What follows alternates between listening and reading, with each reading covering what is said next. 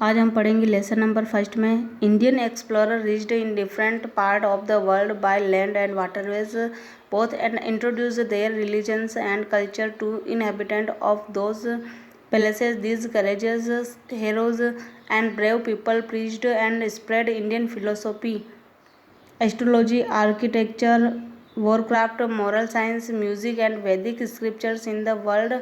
The developed form of Indian civilization is being seen to us right from the beginning. भारतीय खोजकर्ता संसार के अलग अलग भागों में पहुँचे, भूमार्गों और जलमार्गों के द्वारा, और वहाँ के निवासियों को अपनी भारतीय संस्कृति और धर्म से परिचित कराया। और वे साहसी नायक और बहादुर लोगों ने भारतीय दर्शन शास्त्र का प्रचार किया और उसे फैलाया। उन स्थानों पर खगोल विद्या, वास्तुकला, वॉरक्राफ्ट, नैतिक विज्ञान, संगीत, वैदिक शास्त्र आदि को संसार में फैलाया और इनका प्रचार किया। और हमारी जो भारतीय सभ्यता है वो बहुत ही प्रारंभ से ही विकसित दिखाई देती है। अब हम पढ़ेंगे ancient civilization of India, Bharat की प्राचीन सभ्यताएं।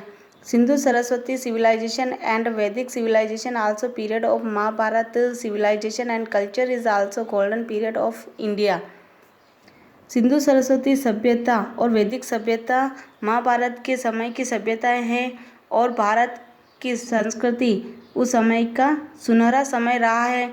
Vedas are known as from of the world knowledge treasure, और वेदों को उस समय का संसार के ज्ञान के खजाने के रूप में जाना जाता था। In the view of architecture, Sindhu Saraswati civilization is the best of the all civilization. वास्तुकला के दृष्टिकोण से अगर हम देखें तो सिंधु सरस्वती सभ्यता सभी सभ्यताओं में अच्छी मानी गई हैं। The Ramayan and Mahabharat are being famous as the ideal and moral scripture of India. Ramayan और महाभारत को प्रसिद्ध विचार माने गए हैं, प्रसिद्ध विचार और नैतिक शास्त्र माने गए हैं भारत के।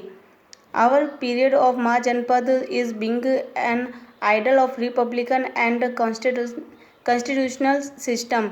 हमारे महाजनपद के समय गणतंत्रीय और संवैधानिक दोनों ही विचार प्रणाली रही है। Existence of India different जनपद is seen by us later in Vedic period, और अलग अलग जनपद अस्तित्व में आए वैदिक समय के बाद में दिखाई दिए।